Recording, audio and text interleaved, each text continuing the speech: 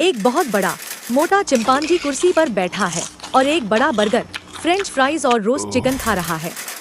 वह यही नहीं रुकता, वह फ्रिज खोलता है और केक और सोडा खाता है और उसे खत्म कर देता है। चिंपांजी खाने से इतना भारी हो जाता है कि वह हिल भी नहीं पाता और फर्श पर लेट जाता है। फिर दो छोटे चिंपांजी आते हैं और उसके बड़े पेट पर कूदने लगते हैं और उसे ट्रैम्पोलिन की तरह इस्तेमाल करने लगते हैं।